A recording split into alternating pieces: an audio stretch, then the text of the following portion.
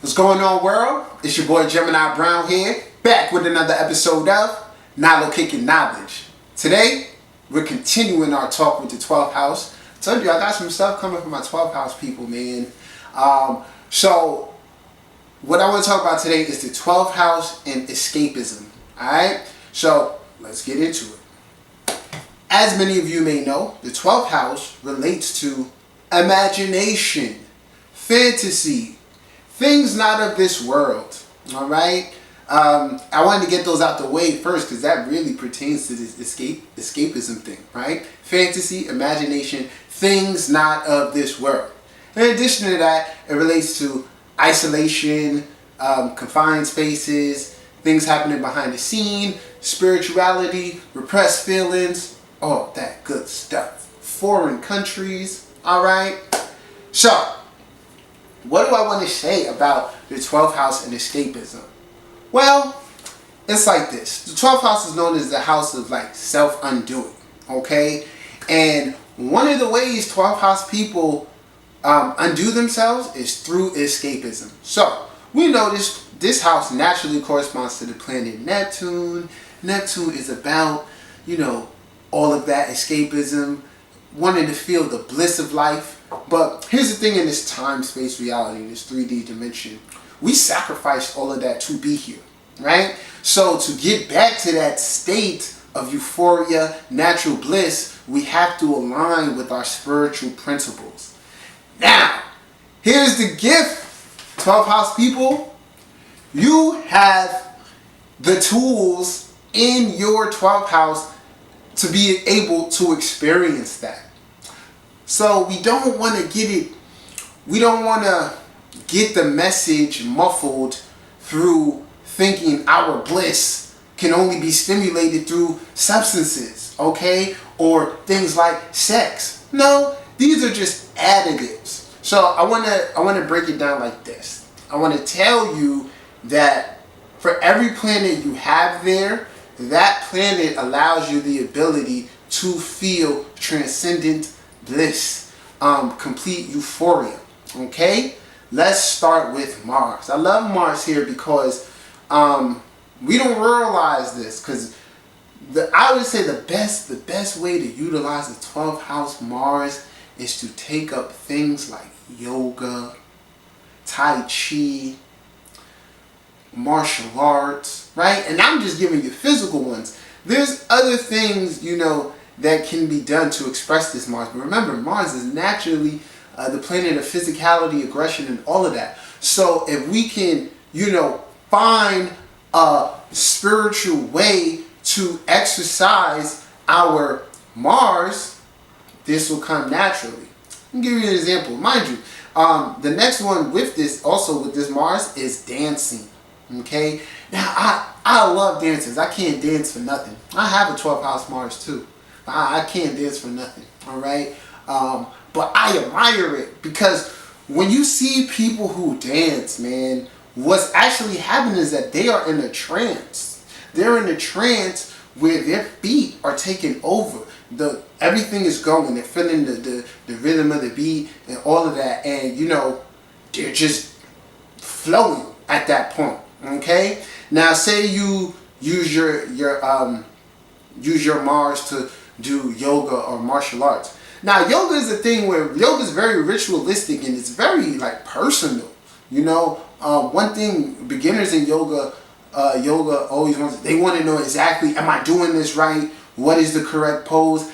And the more and more I've grown in yoga is like, man, your yoga is your yoga. There's a set amount of poses that help for different things, which you'll develop like your own, right? Now, I say all that to say this. Through this stuff, like if you get up at 5 a.m. to do your yoga, right? Say you're getting up, you're doing your yoga as the sun sets, you're in a deep meditation, you're going to have this feeling of euphoria, this feeling of complete oneness and alignment with the earth and everything around you, all right?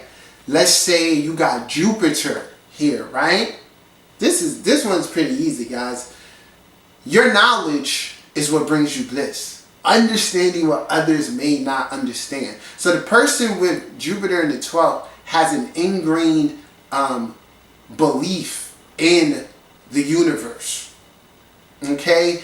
And even if it doesn't come out directly in the universe, it'll come out in however the chart is set up. Whatever this person is trying to manifest. They'll just believe like, you know what? I deserve this thing. I know I'm going to get this thing. And, you know, there's good and bad things towards that. But what it does is Jupiter in the 12th, it allows you to study and find a blueprint of understanding through knowledge that you turn into wisdom. Right? And so it's more of like it's a really spiritual affinity, but it comes through learning. Okay? Say we got Mercury here. It's the hands, baby. It's the hands. Through your art, through your communication with others, you will realize the power that you truly have. Okay? The power to maybe persuade, deceive, all right? To create, all with your words. You think about Mercury in the 12th. I don't even know if he has Mercury in the 12th, but I just always think of Mercury conjunct Jupiter. For Joel Osteen. There was a lot of stuff being said about that dude, but I like him, man. And I think, if I'm not mistaken, he has a Jupiter in Pisces, anywho. So just think, oh, that's a good example. Joel Osteen, right? Just imagine, you see that mega church Joel Osteen has? Just imagine what that feels like to have the Jupiter that wants to express itself, that wants the knowledge, that wants to spread wisdom, and you have a Jupiter-like audience to express that. That is bliss, people. All right? The trickiest one here is Venus. Now, Venus in the 12th is exalted, okay, as is Venus in Pisces. People with this position love. Not just love like romantic love, but they love the idea of love. They understand that love is everything. Love, binds us all together. Now, here is where we'll get into the escapist thing. Through Venus in the 12th, this love can easily turn into lust. And it can easily make you a gadabout. And a gadabout is a pleasure seeker. Okay? And so when Venus is here, it's hard for Venus because Venus lives in the love, like the love that they feel for humanity, right? But depending on sign and aspect, we may confuse love for lust. So say, because the person with Venus in the 12th they want to be loved, they want to be shown love, and they want to spread love. But the problem can come from thinking love is like everyone is supposed to be attracted to you in a romantic way. All right? So Venus has to do with the law of right relations. And in the 12th house, this is really, really put to the test. Okay? So for people with Venus in the 12th house, a lot of times we get our heart broken because we fall for people we know we shouldn't. All right? We think like, man, there's a connection here. Right? There is, this could be the love of my life. Maybe they're just in a situation where I need to wait for them, and then yada, yada, yada. People get all delusioned and stuff like that. So the key thing here is to look at, if you got feelings for somebody, you want to raise it up. You want to take it out beyond romance, right? If I can't have you in that way, what other way can I show my love for you, right? And how can that love affect humanity? This is Venus in the 12th here, right? Say your sun isn't... Now, mind you, I'm supposed to be talking about like escapism and stuff like that, but, I'm kind of just following spirit here. Spirit is... We're gonna rename this one, because I did want to go into, how escapism can hurt 12th house people, but I think I'm going to save that for another video and really just focus here on the gifts, attached to each position, and how you can really feel that. All right, so this right here is kind of just a remedy for escapism. Say your sun is here, right?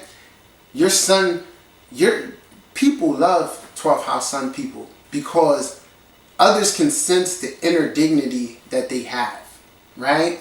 And what happens to 12th house sun people, they get put in all these situations where the ego is forced to be humbled. Alright? But within the 12th house sun people, there will be an air of selfishness, but they recognize the selfishness. And when they recognize this, it normally makes them turn into selfless people, martyrs and all that good stuff. Okay? So, a 12th house sun, say it's a female and you grew up in a abused home or something like that, right? You got the ability, you feel bliss from giving back to the community. Say your Mercury's in the 12th house. You could combine that and become a spokesperson, an advocate, a salesperson for the trauma you experience. And in turn, what it does is it releases you. It gives you, it lets the sun shine. It's like, wow, this is what actually humbled my ego, but I found a way to, develop a new ego through this. All right? Hope that all of this is making sense. Now, people with moon in the 12th house, these are the therapists of the world. Whether it's your friend, whether it's an astrologer, whether it's, the person you confide in and just tell them everything. 12th house moon, you feel so many things you don't communicate, right? And by not communicating this, it allows you to observe. It allows you to observe and be like, okay, well, maybe I feel this way because of that. And then you're able to recognize it within others. So when others come to you, for certain advice, you're able to read into that situation, and even if they're not voicing exactly what's wrong, you know what's wrong just because you have a real great emotional understanding of people. Okay? So, like I said, great field to be there for people, to be a nurse, to be a psychologist, to be an astrologer, a social worker, anything where you can provide, emotional satisfaction to others. That's where your bliss comes in. All right. And then we got Saturn, right? Saturn. Now, here's the tricky one.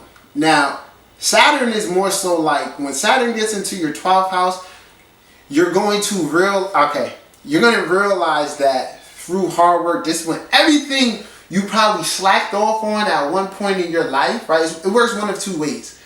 People with Saturn in the 12th have a hard time being as disciplined as they want to be. So they may be like, say they're raised in a spiritual household and it's like discipline, right? In turn, unconsciously, that makes the person undisciplined, right? So then later in life, everything that they were like being hammered home to them early on that they rejected, they start to see, the benefits of that. Then the next situation and then this deals directly with like foreigners. I always say when I see Saturn in the 12th or the 9th, I know I'm probably dealing with a foreigner, somebody who was born in this country, or just someone who's meant to work really, really hard.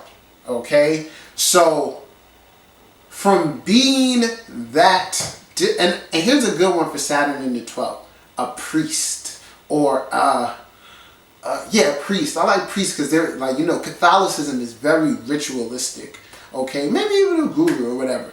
But basically, when you add that discipline and that structure and all those Saturnian qualities to spiritual endeavors, say your Saturn is in the Aries, that can still work out, as martial arts and things like that. So whatever you add those Saturnian qualities to in your spiritual life, that allows you to realize, like, man, this is how you manifest. This is how you become one. This is my role. All right? Because these are really superpowers, man. But at the same time, they can be our demons and the things that bring us down. Okay? That was a really good episode. Like I said, I don't know what I'm going to name it, but we're probably talk about how to avoid escapism, something like that. Alright, y'all. So this is my episode for today. If you haven't subscribed to my channel, feel free to do so. If you need a reading, contact me. Until next time, peace.